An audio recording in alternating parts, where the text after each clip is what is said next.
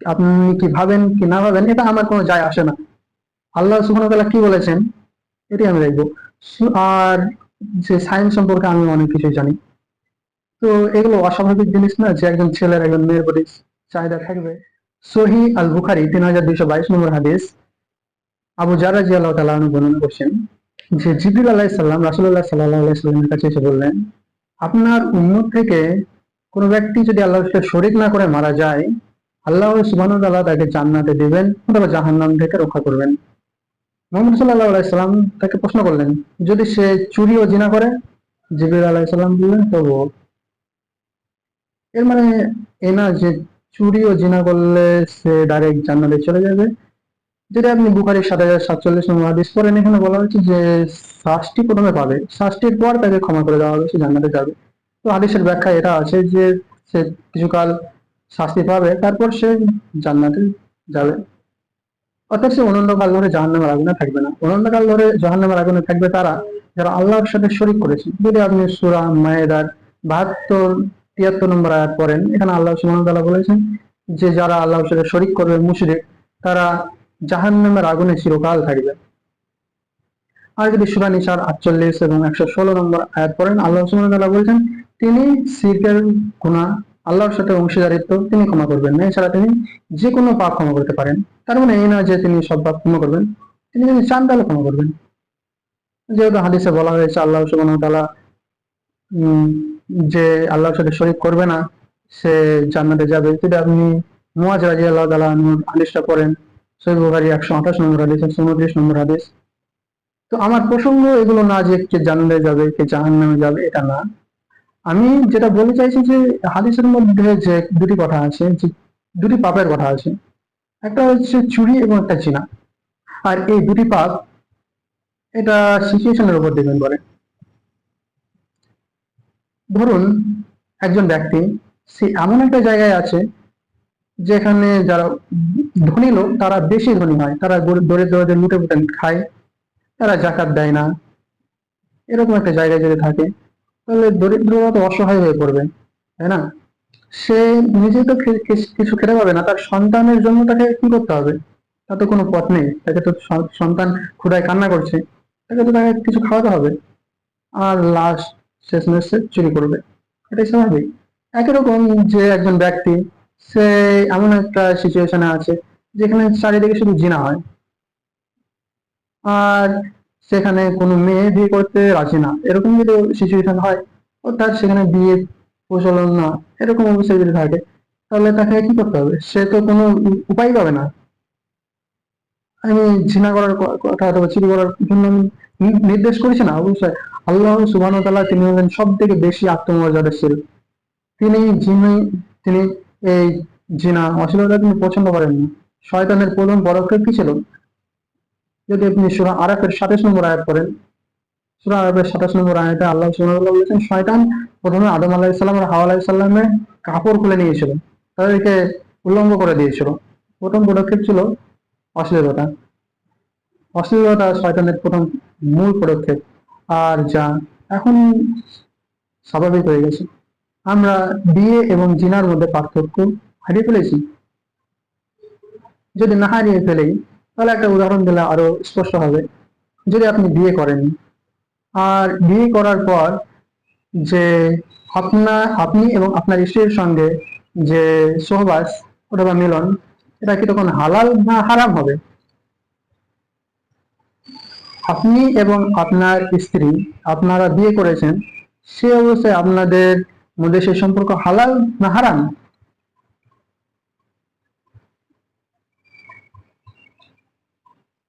যদি হালাল হয়, এটা বলা হয়েছে সূরা নিসার ২৪ নম্বর আয়াতে এটি হালাল। আর যদি এটি হালাল হয়, তাহলে আপনি যদি বিয়ে করার পর সে সহবাস করার পর সকালবেলায় যদি আপনি ফজরের জন্য না ওঠেন, আপনি যদি লজ্জা পান যে এখন যদি উঠে পড়ি, আমি যদি এখন স্নান করি, তাহলে লোকে কি ভাববে, বরং আমি সকাল ৯টায় উঠবো। এই ধরনের চিন্তা ভাবনা এটা দেখিয়ে দিচ্ছে যে আপনি বিয়েকে বৈধ মেনে নিতে পারেননি। আপনার কাছে বিয়েও যা জিনাও তা, কারণ আপনি আল্লাহর আইনের পরোয়া করেন না। জিনা এবং বিয়ে দুটোই একই পর্যায়ে না। বিয়েকে আল্লাহ হালাল করেছেন, আর এটি আমাদের জন্য প্রয়োজনীয়। সূরা নিসার 25 থেকে 28 নম্বর আয়াতে আল্লাহ সুবহানাহু ওয়া তাআলা বলেছেন যে তোমরা বিয়ে করো নারীদের মধ্যে থেকে, যে মুমিন নারীদেরকে বিয়ে না করতে পারো, তাহলে যারা তোমাদের সামর্থ্য না থাকে মুমিন নারীদেরকে বিয়ে করো, সামর্থ্য না থাকে দাসীদেরকে বিয়ে করো। আল্লাহ তোমাদের সৃষ্টি সম্পর্কে বেশি ভালোভাবেই জানেন। আল্লাহ সুবহানাহু ওয়া তাআলা বলছেন সূরা নিসার 28 নম্বর আয়াতে, একই প্রসঙ্গ, কনটেক্সট একই।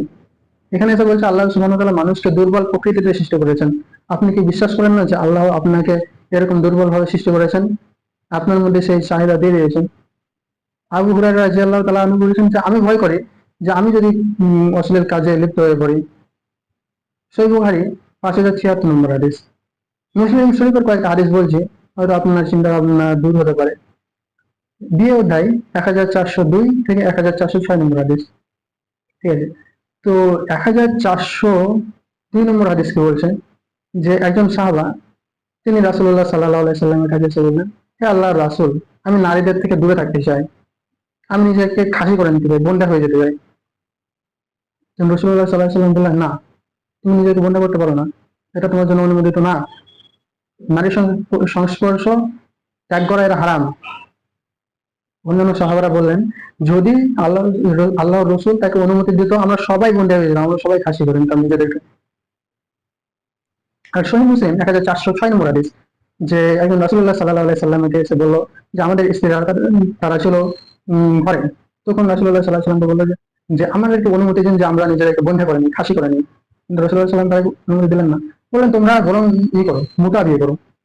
মোটা বিয়ে অর্থাৎ কিছুদিনের জন্য বিয়ে। হ্যাঁ, কিছুদিনের জন্য বিয়ে, এটা ইসলামে অনুমোদিত ছিল, এখন হারাম হয়ে গেছে। এখন যদি বিয়েকে সহজ করে দেওয়া হয়েছে, যেমন মুসা আলাইহিস সালাম বিয়ে করেছিলেন, তিনি কয়েক বছরের জন্য বিয়ে করেছিলেন মোটা বিয়ে। আর সহিহ মুসলিমের এই যে হাদিসটা আছে 1406 নম্বর হাদিসে, মোটা বিয়ের সর্বনিম্ন যেটা টাইম দেওয়া হয়েছে সেটা মিনিমাম 3 দিন হতে হবে, অর্থাৎ 3 দিনের বেশি বিয়ে করতে পারে। আর হাদিসটা ছিল হচ্ছে 3 দিন সে বিয়ে করেছিল, 3 দিনের জন্য। আর মোটা বিয়ের জন্য সে একটা তার চাদর নিয়েছিল, চাদরের জন্য সে বিয়ে করেছিল। তো এই মোটা বিয়ে এটা প্রথমে হালাল ছিল, তারপর রাসূলুল্লাহ সাল্লাল্লাহু আলাইহি সাল্লাম আসার পর হারাম হয়, তারপর এই যুদ্ধের ময়দানে আবার হালাল হয়েছিল, তারপর শেষ মক্কায় বিদায় ভাষণে রাসূলুল্লাহ সাল্লাল্লাহু আলাইহি সাল্লাম চিরকালের জন্য মোটা বিয়েকে হারাম করে দিয়েছেন মক্কা বিজয়ের পরে। কিন্তু আমাদের জন্য মোটা বিয়ে এখন হারাম, যদিও অনেক যারা শিয়া আছে তারা মনে করে এটা হালাল, কিন্তু এটা হারাম, ডাইরেক্ট হাদিস আছে।